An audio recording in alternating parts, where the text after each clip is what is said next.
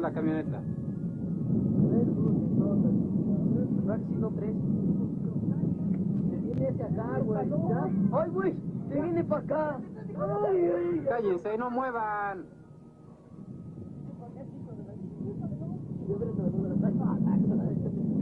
No muevan.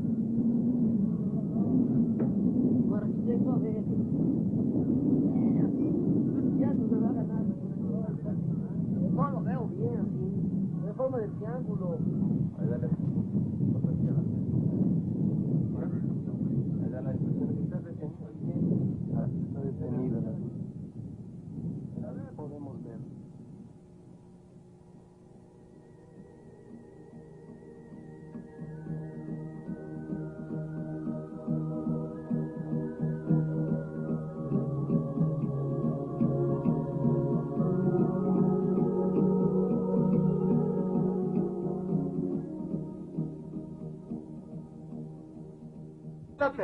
Oh, over there. I think you got the window. Just give me that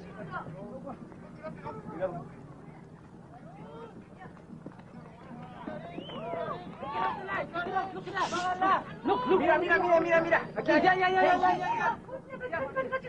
Así. Ah. Look at Take it over the left. You see?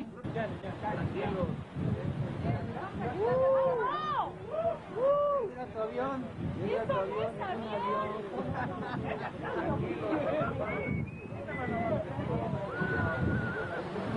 Ese no es un avión, señores. Un avión no da la vuelta. Bueno, pues ya. Pero mira, se está regresando. Ahí se va a pagar. ¡No! ¡Ay, qué maravilla! ¡Se apagó! Lo tengo todavía. Todavía lo tengo. Ahí está. Se está regresando. Grábalo bien, súmete todo. Ciérrate todo a él. Ya lo perdí.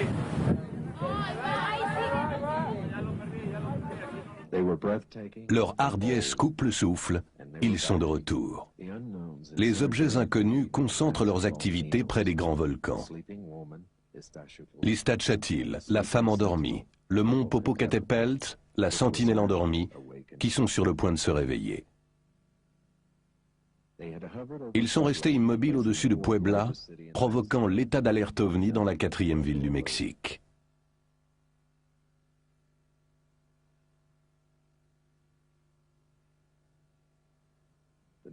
Le spectacle aérien qui a lieu chaque nuit se déplace vers le nord-ouest, au-dessus de la plus grande agglomération urbaine du monde, la ville de Mexico. Dans un petit village endormi au nord de la ville de Mexico, les aboiements des chiens attirent l'attention d'un homme et de son fils, qui pénètrent dans la nuit pour voir de quoi il s'agit. Ils voient un engin stationnaire silencieux au-dessus des lumières de la rue. Ils braquent leur caméscope et font un zoom.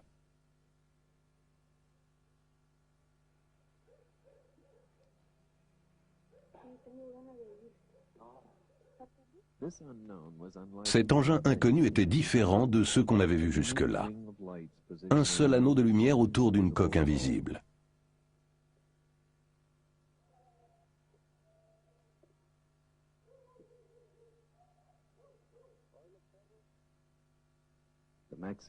Les Mexicains commencent à prendre l'habitude de voir d'étranges objets au-dessus de leur ville. Comme cet engin bizarre pris en vidéo par Arturo Diez Solano à 10 heures, un jour du mois de mai 1992. Les deux images ont été projetées côte à côte sur un écran double pour pouvoir les comparer. S'agit-il d'images vidéo du même engin? Ou s'agit-il de deux objets similaires opérant dans la même zone? Chaque nouvelle séquence vidéo suscite plus de questions qu'elle n'apporte de réponses. Une fois encore, les objets inconnus attirent l'attention de la population de Mexico et des médias en intensifiant leur présence au-dessus de la ville de Mexico en juin 1992. Les observations enregistrées sur caméscope l'après-midi deviennent chose courante.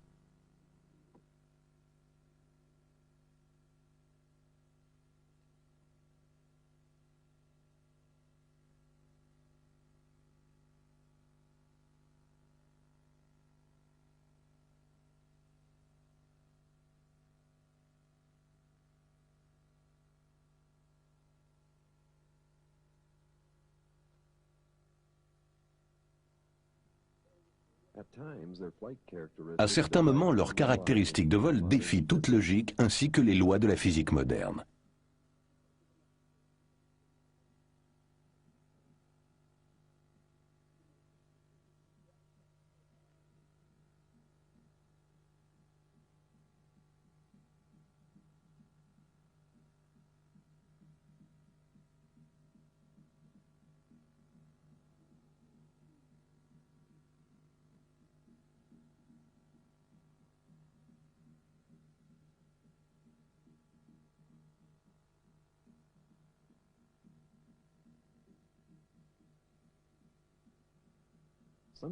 Parfois, ils se promènent tranquillement le long des corridors aériens au-dessus de cette immense métropole, montrant leurs prouesses aériennes comme s'il s'agissait d'un jeu de cache-cache parmi les nuages.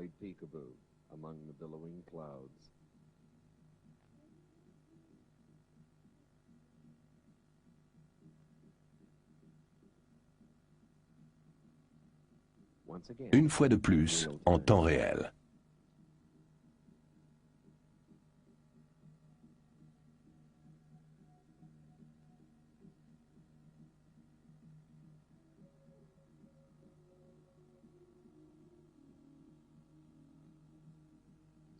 Parfois, ils descendent en rase-motte. On peut apercevoir le reflet du soleil de l'après-midi. C'est pourquoi les anciens Romains les appelaient les boucliers volants.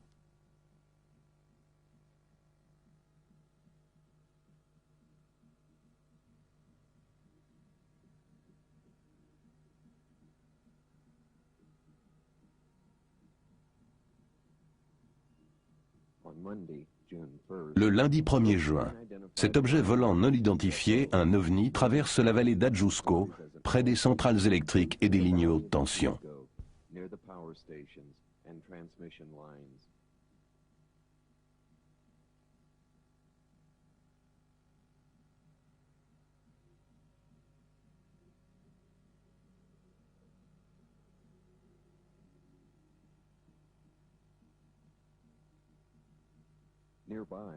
Non loin de là, un autre ovni passe en rase-motte au-dessus des toits du Barrio, faisant de ce jour une date historique en matière d'ovnis, avec 2 bandes vidéo et 5 photographies 35 mm prises par 4 personnes dans 4 endroits différents de ce vaste pays.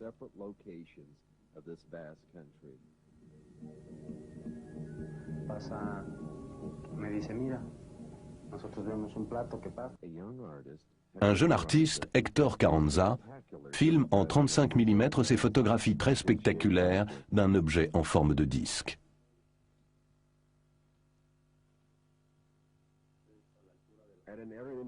Dans une région connue sous le nom de Las Layas, près de la ville de Santiago, Tehuantepec, on est venu assister à une course automobile sur le circuit local.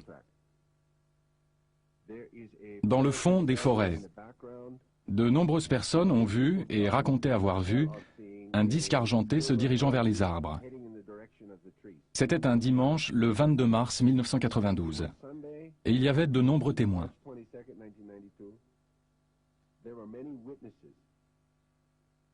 Il faisait chaud, pas un nuage dans le ciel. Entre 20h30 et 21h, les témoins racontent avoir vu 3 lumières de couleur qui allaient et venaient dans un mouvement horizontal et qui, en outre, montaient verticalement dans le ciel d'une manière qui aurait été impossible pour un avion ou un hélicoptère. Après 20 ou 30 minutes, les lumières ont disparu en direction de la forêt.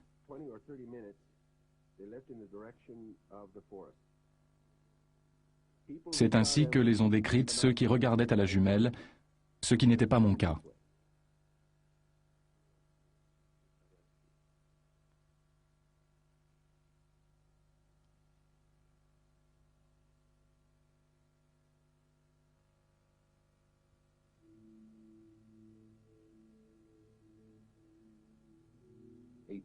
Huit mois auparavant, au cours de la 2e vague d'activité OVNI, centrée sur le cœur de la zone volcanique, un professeur d'université prend cette incroyable photographie d'un objet non identifié qui semble être doté de lumière, avec des hublots tout autour de la structure. Le dessin du jeune artiste prend une nouvelle signification Les similitudes sont extraordinaires.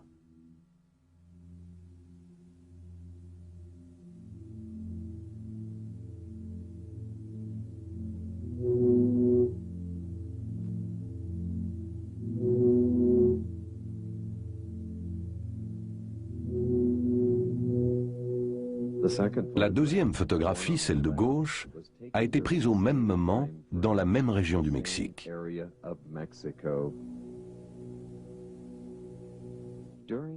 Au cours d'une opération anti-drogue, le commandant de police Larios Cruz photographie ce qu'il croit être un DC-3 volant à basse altitude. Prises à différentes dates, ces photographies d'objets apparemment solides réfutent les aberrations généralement attribuées aux observations d'OVNI.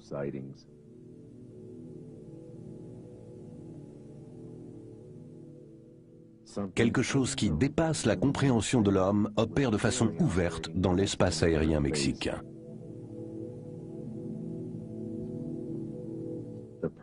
Ce défilé d'OVNI s'intensifie au-dessus de la ville de Mexico au cours du mois de juin 1992. Les habitants, encouragés par une presse sans préjugés et des programmes de radio et de télévision de grande écoute, scrutent le ciel de leur caméscope avec des résultats incroyables. Le 12 juin, un objet inconnu est repéré volant en direction du nord-est. Là encore, l'objet vole de façon très étrange, comme nous l'avons déjà vu. Il s'arrête net, se retourne et poursuit son chemin. De nouveaux groupes d'observateurs avec jumelles et caméscopes attendent dans l'angoisse le déroulement de cette extraordinaire histoire autour d'un homme très patient qui fournit énormément de séquences vidéos exceptionnelles.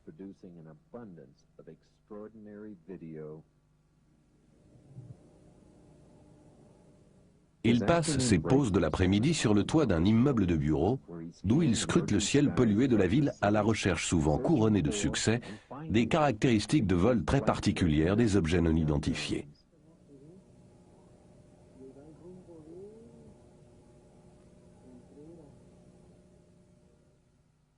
La vigilance et la bonne vue de Demetrio Feria vont être récompensées.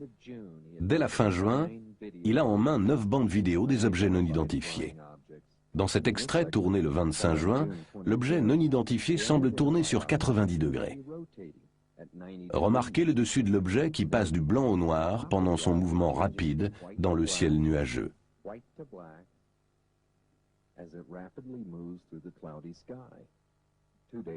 2 jours plus tard, le 27 juin, l'OVNI se montre de nouveau au-dessus de la ville de Mexico. Puis le lendemain, et encore le surlendemain.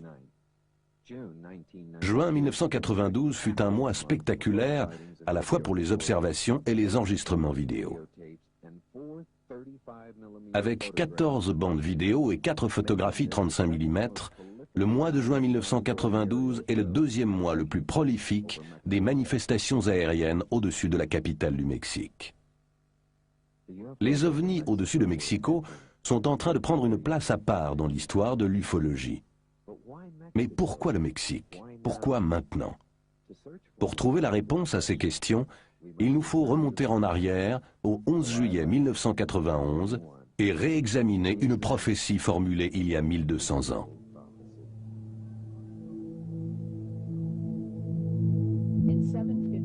En l'an 755 de notre ère, les prêtres mayas nous léguèrent un message prophétique trouvé dans le Codex de Dresde, l'un des textes qui nous restent de la grande époque maya.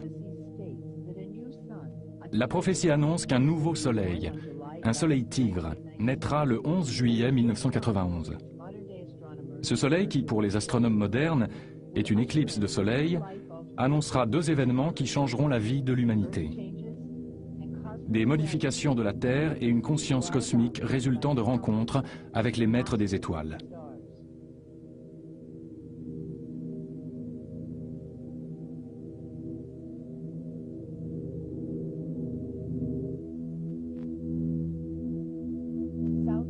Au sud de la ville de Mexico, dans la Zona Volcanica, sur les pentes du mont Popocatépetl, une équipe d'alpinistes remarque une lumière brillante d'origine inexpliquée.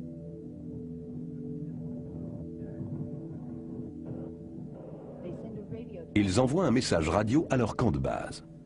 C'est la première observation de cette journée historique.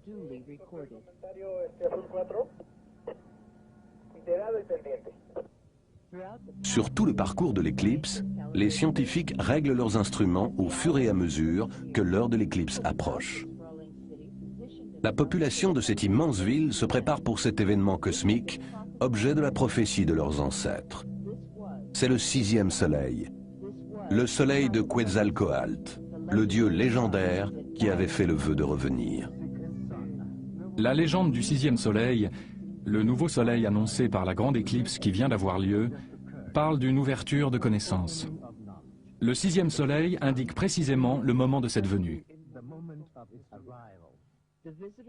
Les visiteurs du temps sont ponctuels. Le 11 juillet 1991, alors que toute la population de Mexico regarde vers le ciel, la première vague apparaît dans de beaux chariots argentés qui réfléchissent la lumière du soleil. Précisément au moment culminant de l'éclipse solaire, un engin en forme de disque apparaît dans le ciel de la ville, restant en sustentation pendant 30 minutes. 17 personnes au sol filment l'objet sur caméscope. Cela ne s'est jamais produit auparavant dans l'histoire de l'ufologie. Grâce au caméscope, les événements du 11 juillet déclenchent la vague d'émotions populaires la mieux documentée en matière d'OVNI.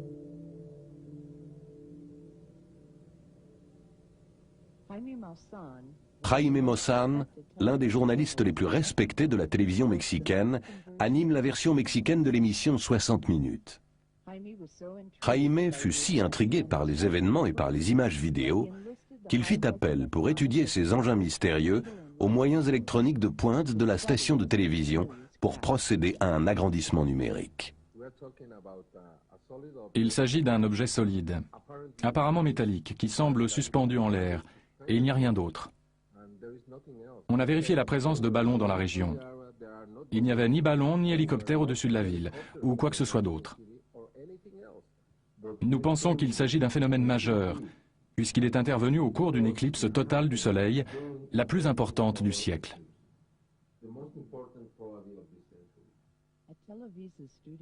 Dans les studios de la Televisa, on procède à une analyse comparative des 6 meilleures vidéos prises au cours de l'éclipse solaire. On trouve chaque fois des objets métalliques en forme de disque, qui renvoient la lumière du Soleil. Les maîtres des étoiles n'auraient pas pu mieux calculer leur coût. À un moment où tous les yeux sont tournés vers le ciel, 17 personnes différentes dans différents quartiers de la ville de Mexico ont filmé l'objet en vidéo.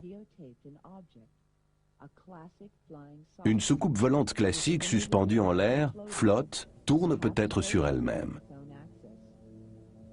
Dans la ville de Puebla, à 140 km au sud-est de la capitale, 3 bandes vidéo ont été tournées au cours de l'éclipse. Chacune possède ses propres caractéristiques. Dans cet extrait tourné par Rafael González, on aperçoit un vaisseau quittant l'écran à droite du Soleil pendant l'éclipse.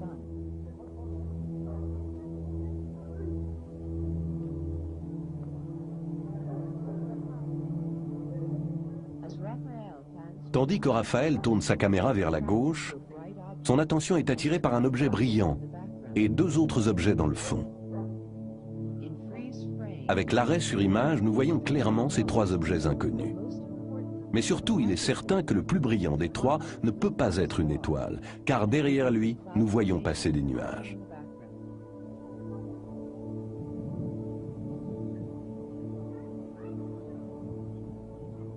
Pendant les applaudissements de la foule, le docteur Quatley tourne le 2e extrait de sa bande vidéo dans le ciel de Puebla. Encore une fois, les objets brillants semblent se situer devant le fond nuageux. Entre-temps, au centre de la ville, la famille Breton a la surprise de voir plus qu'elle n'attendait, comme le montre cette séquence vidéo. Ce disque argenté fut enregistré à 13h22, à 140 km environ du lieu où M. Harreguin a pris au même moment des images semblables.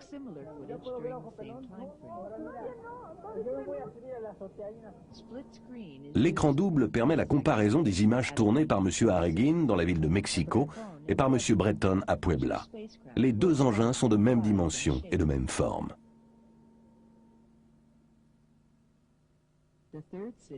Oaxaca, à 500 km environ au sud-est de Mexico, fut la troisième ville où l'on a enregistré sur vidéo des ovnis pendant l'éclipse solaire.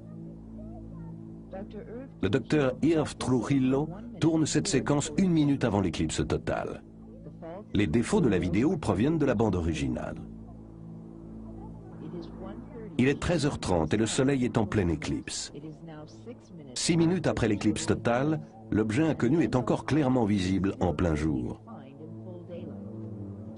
L'horloge du caméscope indique que l'objet est resté immobile au-dessus d'Oaxaca pendant au moins 8 minutes. Pendant toute la durée de l'éclipse, les horloges des caméscopes nous donnent un enregistrement détaillé qui semble confirmer la présence de plusieurs engins. Le docteur Trujillo filme cette image au-dessus d'Oaxaca à 13h29, tandis qu'à 400 km au nord-ouest, au-dessus de Puebla, Rafael González enregistre ces images à 13h29.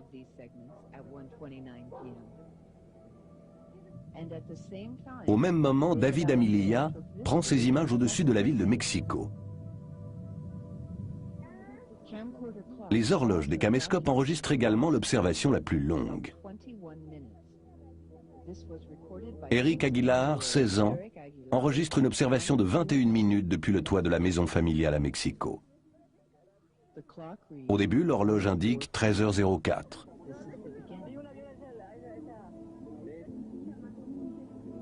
13h14. 13h17. 13h20. Et 13h25 à la fin. Cela fait en tout 21 minutes pendant lesquelles l'OVNI reste visible. L'éclipse solaire ne dure que 6 minutes 54 secondes, ce qui signifie que l'objet est visible en plein soleil pendant 14 minutes, ce qui élimine la planète Vénus, explication avancée par certains.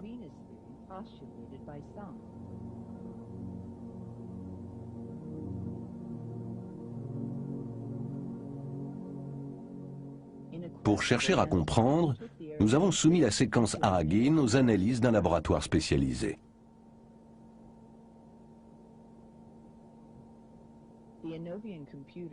L'ordinateur Inovian est un appareil très puissant conçu pour examiner les bandes vidéo à l'état brut.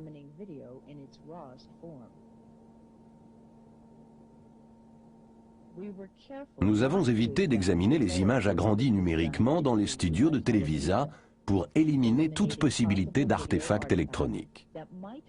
Nous nous sommes intéressés à la pellicule originale d'Aragin, qui ne dure que 8 secondes. We focused our attention on the original segment of the Aragin footage, which was only 8 seconds in length.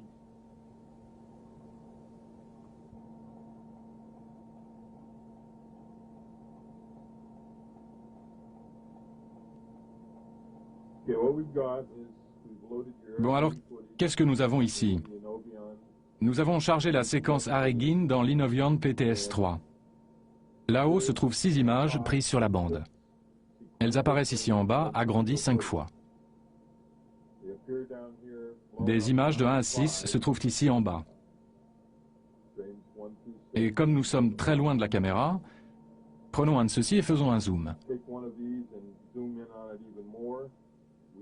Nous pouvons agrandir jusqu'à 8 fois.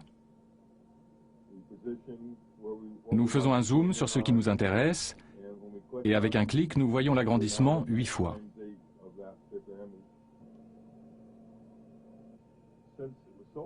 Il n'y a que 4 lignes de balayage qui rencontrent le capteur image de la caméra. Ces 4 lignes ici. C'est tout ce qu'il a pris. Ici, ceci semble être très noir, ce qui n'est pas normal. Cela nous montre que cet objet était illuminé dans cette direction-là. Ici se trouve une ombre. Le mieux que l'on puisse trouver, c'est une sorte d'objet en forme de palette de hockey.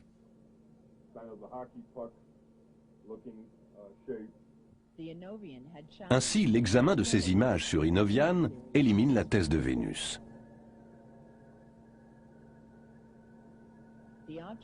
L'objet enregistré sur la bande est allongé, ressemblant un peu à une palette de hockey. Il n'est pas sphérique. Vénus ne donnerait pas une image pixel analogue étant de forme sphérique. Et les nuages ne seraient pas passés derrière la planète. Ici, il est clair que les nuages passent derrière cet ovni. Et celui-ci, et celui-là, le tout filmé pendant la grande éclipse du Soleil. Pendant des mois, sur les ondes mexicaines, on ne parle plus que des ovnis. Le débat est animé. Des joutes intellectuelles se déroulent au cours des programmes de télévision et de radio de grande écoute. Pour certains, l'ère de la conscience et des lumières est arrivée, alors que les détracteurs professionnels prétendent que ces apparitions mystérieuses ne sont que de simples objets de forme un peu anormale. Tandis que se déroule le débat sur l'existence des extraterrestres, un nouveau témoin se présente. Un prêtre catholique, le père Manuel Ferrer, qui prend ces images vidéo au cours de l'éclipse du Soleil. Je pense qu'il y a de nombreuses possibilités. Je suis sorti pour photographier cet arbre contre la lumière. Et puis je vois cette lumière apparaître au-dessus de la montagne, là-bas. Ce n'est pas une lumière ordinaire. Elle est très bleue et très intense. Je n'ai jamais eu peur de ce genre de choses, bien au contraire. Ce que j'ai pu observer était merveilleux. Un jour, un philosophe a dit « Si Dieu se trouve en dehors de la vérité, je resterai du côté de la vérité. » Je pense donc qu'il n'y a aucune contradiction. À 160 km au sud, sur le plateau désertique proche de la ville d'Atlixco, on voit et on filme assez régulièrement des ovnis.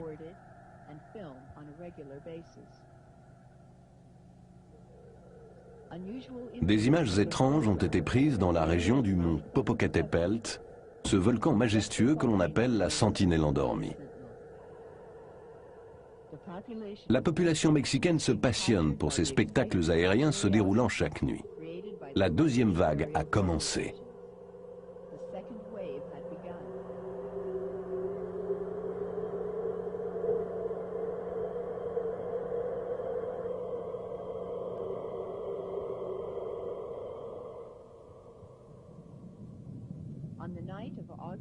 La nuit du 1er août 1991, un dentiste d'Atlixco peut suivre un objet illuminé se déplacer silencieusement au-dessus de la ville. Après agrandissement, la séquence montre ce qui semble être une formation d'ovnis.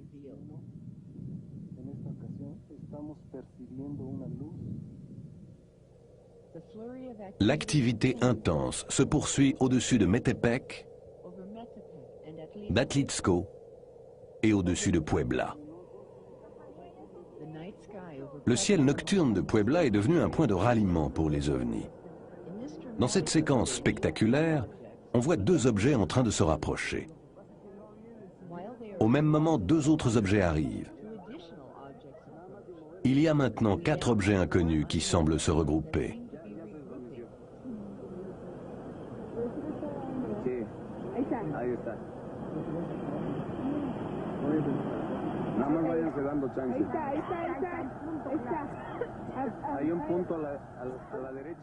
Puis, tous disparaissent. Lorsque le phénomène réapparaît, les 4 ovnis se retrouvent en formation serrée, accélèrent et prennent de l'altitude. Virant à gauche au-dessus d'Atlixco, ils disparaissent dans la nuit au-dessus de la zona volcanica en direction de l'est vers le golfe du Mexique. On signale de nombreuses observations dans l'état de Veracruz. Dans la ville de Poza Rica, une vingtaine d'écoliers décrivent artistiquement l'ovni qu'ils ont vu volant à basse altitude. Expérience confirmée par leurs professeurs. D'autres témoins aperçoivent d'étranges lumières. D'autres encore signalent la présence d'objets près du sol. Puis, les manifestations d'activité des ovnis prennent un tour inattendu. On voit dans les champs de canne à sucre des zones brûlées et aplaties. Il s'agit des premiers crop circles mexicains. D'autres témoins signalent la présence d'objets étranges survolant les États de Tabasco, Hidalgo, Taxalca, Puebla, Mexico, District fédéral et Veracruz.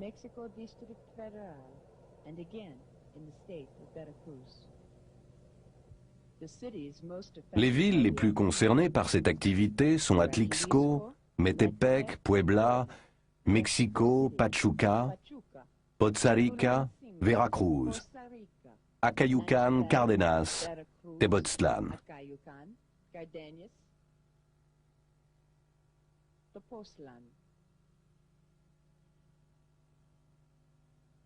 Des millions de personnes au centre du Mexique voient des objets volants non identifiés. Il s'agit aussi de la région où se trouve le plus grand nombre de volcans et de zones sismiques actives dans le pays.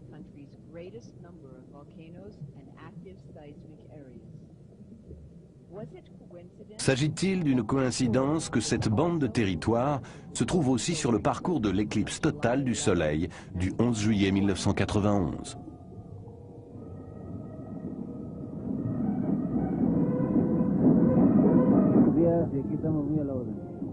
Le 16 septembre de chaque année, l'anniversaire de l'indépendance du Mexique est une fête nationale avec défilés militaires et démonstrations en vol d'hélicoptères et d'avions à réaction des forces aériennes.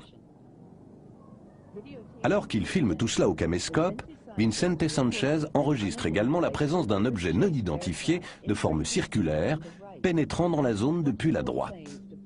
Tandis que les 24 avions quittent la scène, l'OVNI commence à monter lentement dans les airs.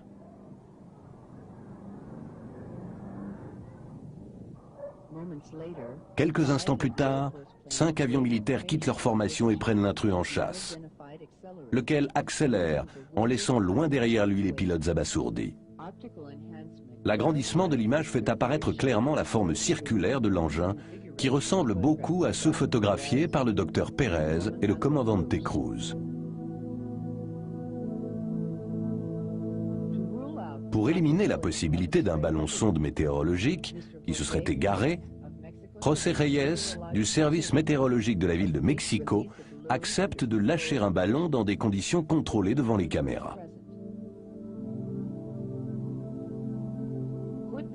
Vu sa dimension, sa forme et sa rotation, est-il possible que l'objet non identifié soit un ballon sonde?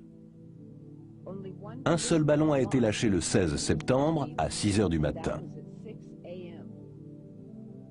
Le défilé militaire se déroula l'après-midi.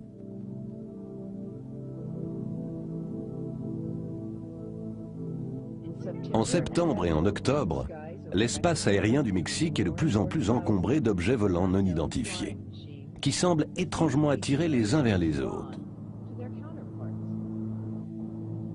En l'espace d'une semaine, montrant ce qu'ils savent faire, ils font des passages en rase-motte entre les tours de la plus grande ville du monde. De jour comme de nuit. Le 19 septembre, la station de télévision de Puebla, Super Channel 3, est submergée d'appels téléphoniques signalant la présence d'un objet au-dessus de la ville.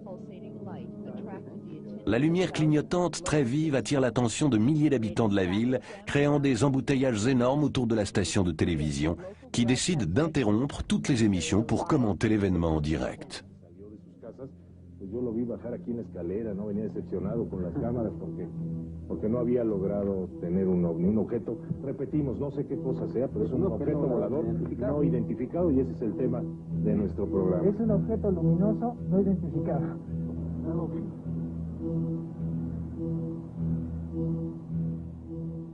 À partir du 2 novembre, il est possible d'enregistrer chaque nuit les vols des ovnis.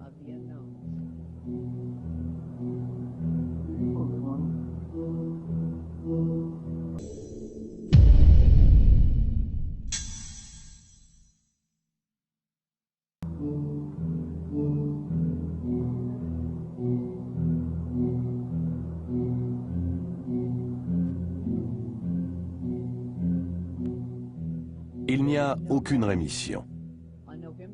Le 9 novembre, un objet non identifié est filmé en vidéo par un jeune étudiant, Angel Cruz. Ce nouvel engin semble tourner sur son axe dans le sens contraire de celui des aiguilles d'une montre, tout en traversant tranquillement le ciel de la ville de Mexico avant de disparaître derrière un bâtiment d'habitation. L'objet ressemble à celui qui fut filmé au-dessus de Tepoztlán par Carlos Diaz. Sur écran double et agrandissement, nous pouvons comparer les objets qui semblent identiques.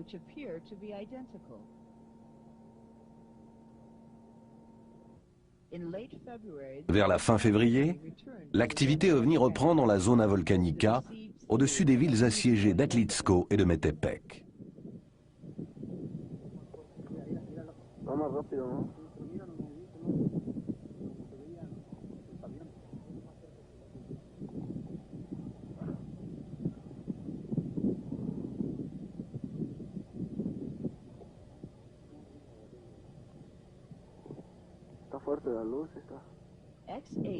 La station de radio XHVP assure la centralisation des observations d'OVNI qui deviennent de plus en plus nombreuses. Souvent, les observations proviennent des alentours d'une montagne en forme de pyramide, appelée Teteolotitla, le lieu cher au cœur des dieux. Le directeur de la station signale qu'on constate que 90% de la population a vu un OVNI et que les 10% restants en connaissent l'existence.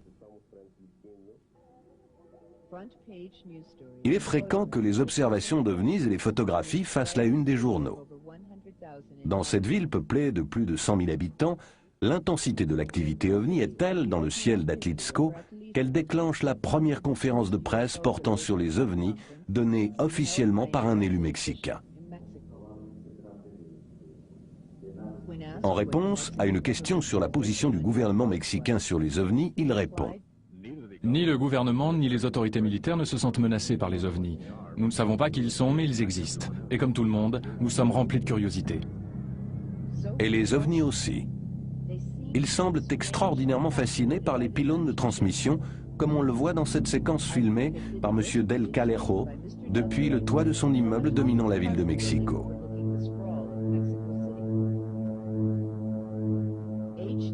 David Froning, expert en matière aérospatiale, commente l'attirance que semblent éprouver les visiteurs pour les pylônes de transmission. Nous, terriens, au cours de nos explorations planétaires, nous nous intéressons à tout ce qui concerne l'énergie émise. Nous pouvons donc imaginer que d'autres explorateurs s'intéressent aux ondes hertziennes, même très simples, émises par nos émetteurs radio. C'est d'ailleurs un avantage de pouvoir se rapprocher parce que le signal devient beaucoup plus fort. Et il est alors possible de mesurer avec beaucoup plus de précision des paramètres tels que la modulation d'amplitude et de fréquence ou le schéma des faisceaux lorsqu'on se trouve à l'intérieur du champ de l'antenne. On peut donc imaginer que quelqu'un, quelque part, complète sa banque de données en matière de signature électromagnétique des émetteurs situés sur la planète Terre.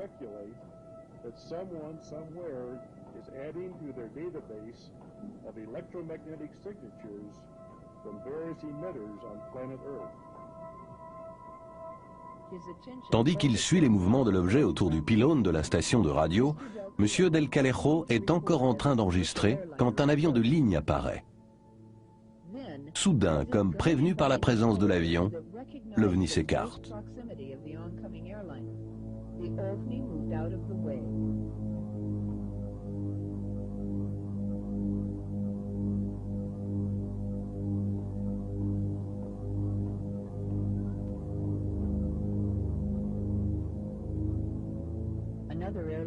Un autre avion s'approche et l'OVNI s'écarte de nouveau. Cette possibilité de la présence à bord d'une intelligence capable de guider l'OVNI s'observe sur de nombreuses séquences vidéo. Pour examiner de près les prouesses aériennes des OVNIs, une des séquences les plus spectaculaires a été chargée dans l'ordinateur Inovian. Il traverse l'écran, s'arrête subitement, recule, passe rapidement à travers les nuages, recule de nouveau.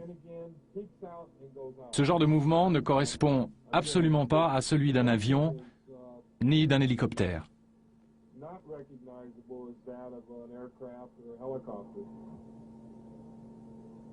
L'examen informatique fait ressortir un autre fait remarquable.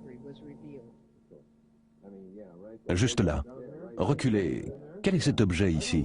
Je ne sais pas, je ne l'ai pas encore regardé. On va faire un zoom et on verra. Bon Dieu, ça ressemble vraiment à une palette de hockey. Je crois que vous venez de découvrir un deuxième objet sur la même image. Revenez à l'image initiale et déplacez l'objet jusqu'à celui que nous venons d'examiner.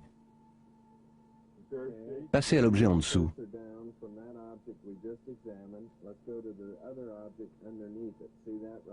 Vous voyez cet objet-là? Essayez d'agrandir l'image. Il y a quelque chose là. Il y a donc un troisième objet. Oui, c'est ça. C'est exactement ça. Non seulement cet engin possède des moyens de se déplacer inconnus de la science moderne, mais sur cette séquence, il y a plusieurs objets. Et l'objet s'est dématérialisé en une fraction de seconde. Tout le monde l'a suivi en train de jouer à cache-cache dans les nuages. Et personne n'a remarqué ce qu'il y a ici en bas, alors qu'il s'agit certainement d'un autre objet, là où se trouve le curseur. Vous voyez comme il brille? Dans ce plan-là. Passons encore un plan, encore un, encore un. La luminosité change et l'objet disparaît au cours d'un seul plan. En 1/60e de seconde, il change d'intensité. Regardez, maintenant il s'éteint.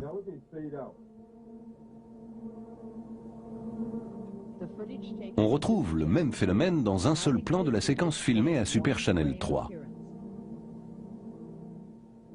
Lorsqu'on examine de près d'autres vidéos où l'on voit les pylônes de transmission, on découvre une autre anomalie très surprenante. Quelque chose là aussi apparaît et disparaît en 1/30e de seconde. On effectue les comparaisons entre l'OVNI à droite au-dessus de la tour et l'objet qui apparaît près du pylône. À notre étonnement, l'agrandissement numérique fait apparaître des similitudes entre les deux images en matière d'ombré et de pixels.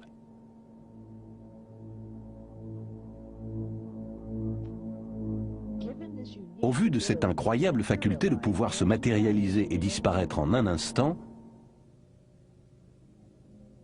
et au vu de leurs mouvements aériens extraordinaires, on peut se demander si les ovnis s'aperçoivent de l'attention dont ils sont l'objet et s'ils y réagissent. C'est certainement l'avis de ces trois adolescents. L'expérience qu'ils partagent par cette belle nuit de décembre semble confirmer cette possibilité. Carlos Diaz est le premier à remarquer un point lumineux qui semble non seulement les suivre, mais qui éclaire leur voiture d'un intense faisceau lumineux. Arrivés au domicile d'un parent, les trois adolescents se précipitent sur le toit pour installer une caméra sur trépied, tout en racontant l'incident à leur famille et aux amis. À la stupéfaction de tous ceux qui se trouvent sur le toit, l'objet semble réagir à des ordres, verbalisés et parfois uniquement pensés, comme on le voit sur ce film vidéo. Ainsi, lorsqu'Arturo demande à l'objet de tourner autour de deux étoiles signalées ici par les flèches rouges, l'objet s'exécute, et pas seulement une seule fois, mais à de nombreuses reprises. La réaction du public face à toute cette activité est résumée par quelqu'un qui a vu et filmé les ovnis, le docteur Rosas. Il est certain que les gens n'ont pas peur. L'aspect des ovnis ne les inquiète pas. Au fond, l'idée d'une vie extraterrestre et de la réalité des ovnis, c'est quelque chose qui leur donne de l'espoir. Quelqu'un d'autre estime que les ovnis ne nous veulent pas de mal. Le père Ferrer qui a pris ces images depuis le toit de sa petite église. Ces images sont remarquables du fait qu'elles constituent la troisième séquence vidéo enregistrée par le père Ferrer en 18 mois.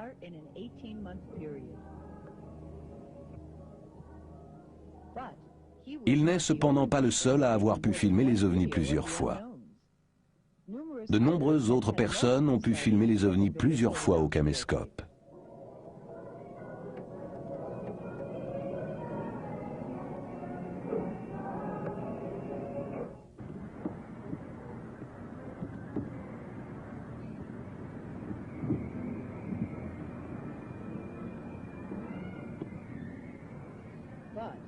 Cependant, la palme revient à M. Feria, qui a filmé des dizaines d'apparitions d'ovnis.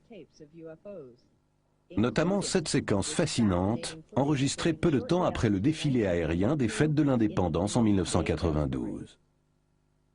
Contrairement au défilé de 1991, lorsque les ovnis sont apparus sous les avions, cet ovni a attendu 10 minutes après leur passage avant de manifester sa présence.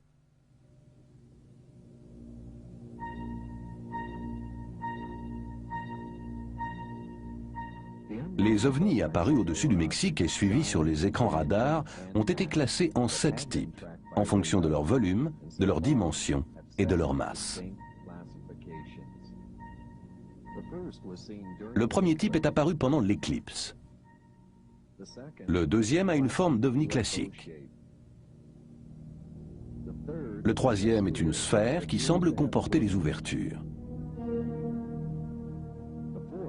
Le quatrième ressemble à une toupie. Le cinquième est surnommé El Sombrero. Le sixième est triangulaire. Le septième semble être un objet lumineux se déplaçant rapidement. Et il y en a peut-être beaucoup d'autres. Mais ces classifications n'ont rien de particulier car de nombreux objets correspondant à cette classification ont été vus dans d'autres endroits de par le monde.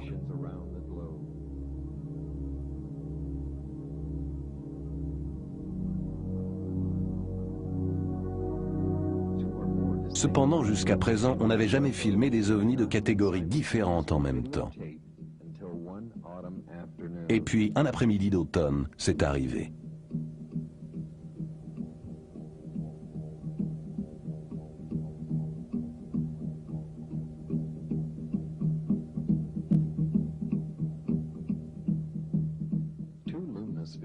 On voit d'abord 2 sphères lumineuses.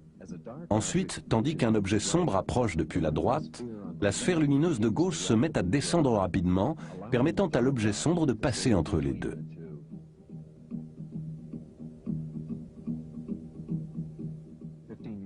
« 15 minutes plus tard, les 2 sphères lumineuses se trouvent presque à l'horizontale, alors qu'un objet sombre passe entre les deux.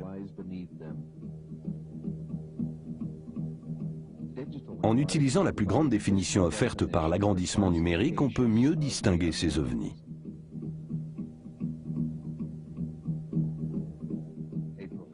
Un caméraman professionnel, Cuauhtémoc Alvarez, est en train de filmer une sphère lumineuse lorsqu'il enregistre un phénomène qu'on n'avait encore jamais vu, la séparation d'un objet en 2 parties. En noir et blanc, on voit plus clairement la division se faire, et l'objet inférieur tomber verticalement.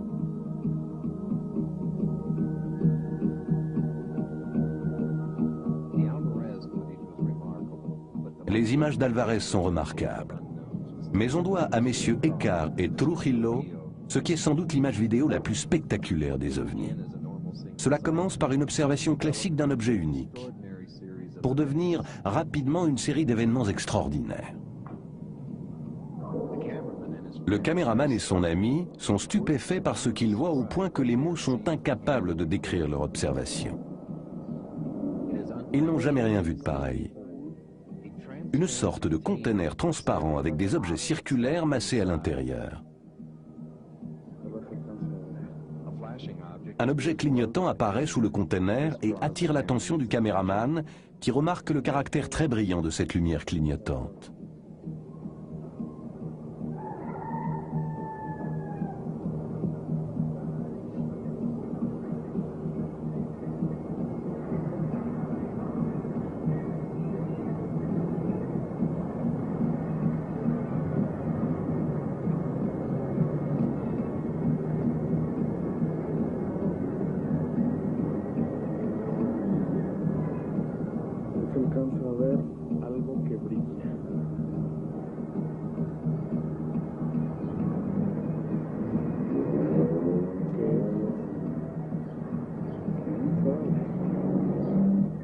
Au moment où le caméraman fait un zoom pour déterminer la distance,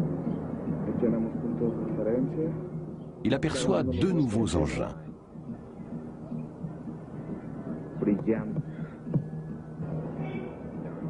Il a maintenant 3 engins dans son objectif.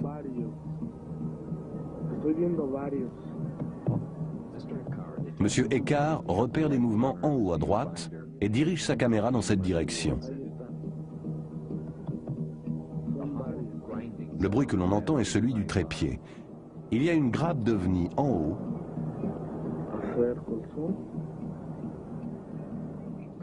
et 3 en bas.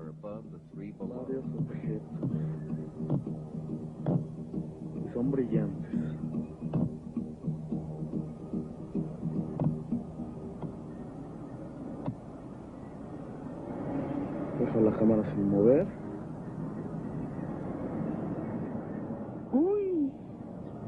Le caméraman tremble d'émotion devant cet incroyable spectacle aérien. Et il y a de quoi. C'est la première fois que l'on enregistre au caméscope en plein jour une armada d'objets volants non identifiés au-dessus d'une grande ville.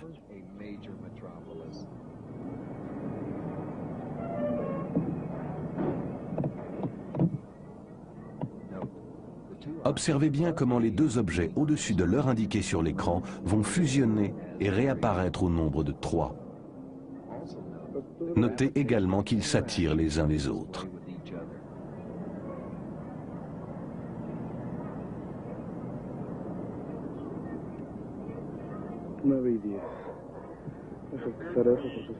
Il semble qu'il y ait une vingtaine de ces objets sur la même image. Nous avons étudié un seul plan, celui lorsque le caméraman relève la caméra. Et nous avons compté 1, 2, 3, 4, 5 ovnis qui sont clairement visibles sur cette image. Avec un zoom sur celui-ci, au milieu, nous retrouvons l'image de la palette de hockey. Celui du haut fournit un peu plus d'informations. Cet objet recouvre plus de 4 lignes de balayage sur la caméra initiale. Nous voyons au moins 1, 2, 3, 4, 5, 6, 7, 8, peut-être 9 et 10 objets là-haut. Prenons cette zone-ci et retirons la couleur. Cela augmente le contraste.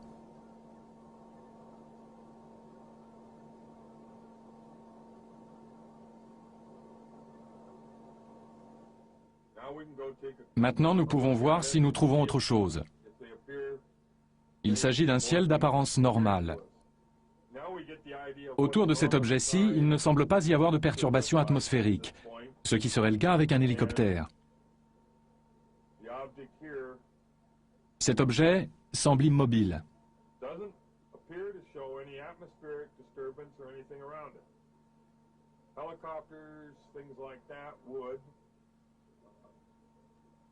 This object doesn't appear to be moving very fast at all. It's not emitting any great amount of heat. On sait qu'il n'émet pas beaucoup de chaleur, parce que l'analyse informatique permet de voir assez clairement les ondes de chaleur.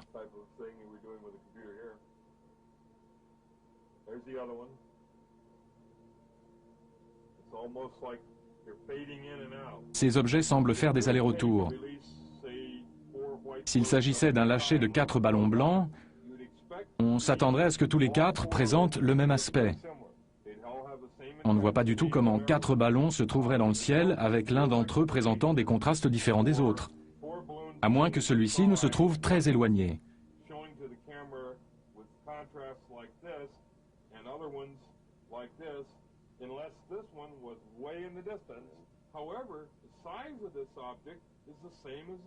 Mais la dimension de cet objet est identique aux autres. Si c'était des ballons, il y aurait un autre problème. Leur remontée dans l'air serait verticale et il n'y aurait pas de changement de position relative au cours de leur ascension.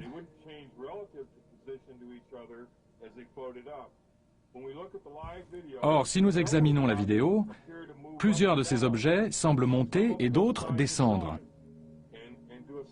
Certains ne bougent pas du tout.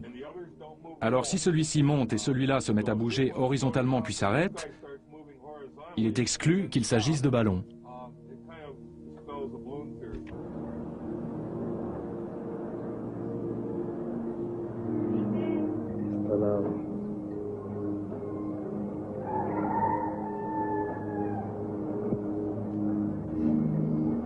C'est bientôt le Nouvel An et les ovnis continuent à défiler dans le ciel du Mexique. Au sol ou sur les toits brandissant leurs caméscopes, tous les habitants du Mexique continuent à observer les ovnis les plus extraordinaires de l'histoire.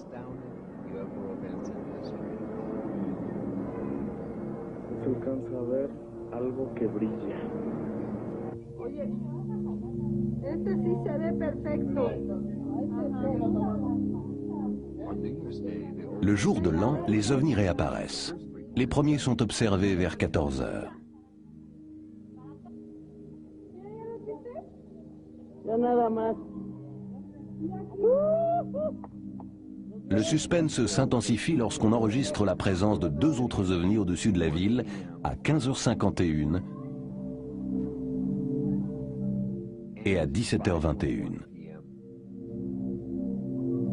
L'excitation est alors à son comble. Les gens s'arrêtent dans la rue pour regarder le ciel. Les voitures s'arrêtent sur l'Avenida Reforma, la principale artère de la ville, et les automobilistes se mettent à abandonner leurs véhicules pour regarder les ovnis survolant la ville. Même les policiers sont médusés. Dans la foule, certains témoins ne veulent pas y croire. D'autres manifestent une sorte de terreur religieuse. À 18 h, les ovnis sont encore visibles. Ils vont rester dans le ciel de Mexico pendant encore 4 heures. Le lendemain, les principaux journaux publient des articles détaillés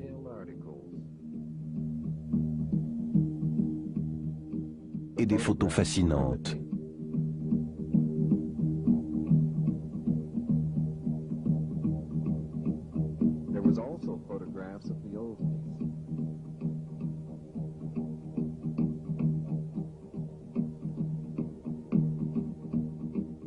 Insistant sur la manière dont les ovnis ont salué le nouvel an dans le ciel de la capitale du Mexique.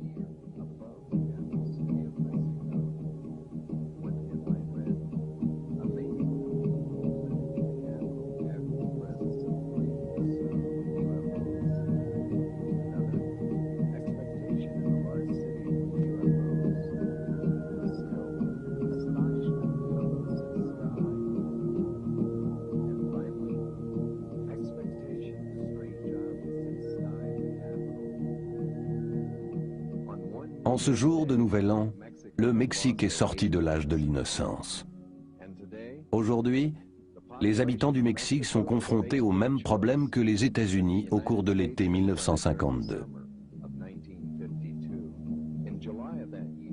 Rappelez-vous, en juillet de cette année-là, 14 objets volants non identifiés firent des passages en rase-motte au-dessus de la capitale fédérale, Washington. Repérés par radar, les ovnis furent poursuivis par les avions de chasse.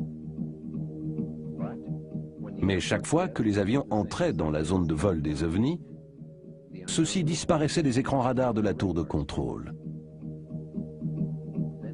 Puis ils réapparaissaient. C'était un étrange jeu de cache-cache.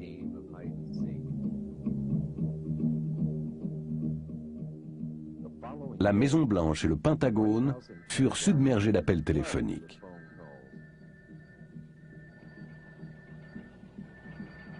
L'incident fit la une des grands journaux. Devant les demandes répétées des médias et la pression croissante de l'opinion, le chef d'état-major de l'armée donna une conférence de presse au Pentagone. L'intérêt manifesté par l'US Air Force pour ce problème résulte de l'obligation d'identifier et d'analyser de notre mieux tout objet se trouvant dans l'espace aérien américain et pouvant constituer une menace pour les États-Unis. Conformément à cette obligation, depuis 1947, nous avons reçu et analysé 1000 à 2000 notifications. Un certain nombre de ces comptes rendus représentent le témoignage d'observateurs crédibles concernant des choses relativement peu croyables. Ce sont ces observations-là que nous cherchons à expliquer actuellement. Jusqu'à présent, nous ne sommes parvenus qu'à une seule conclusion ferme concernant ces dernières observations. On ne trouve aucun élément permettant de conclure à une menace contre les États-Unis.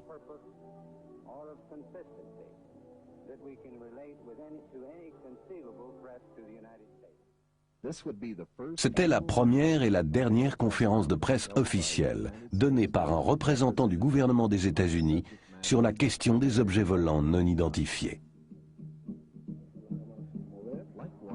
Comme à Washington en 1952, le ciel de la capitale du Mexique et des régions avoisinantes a été abondamment survolé par des engins non identifiés.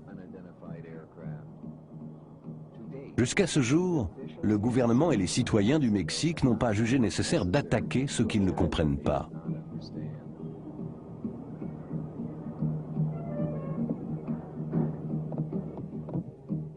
Nous pouvons espérer que dans l'avenir, ils continueront à faire preuve d'autant de courage et d'ouverture d'esprit.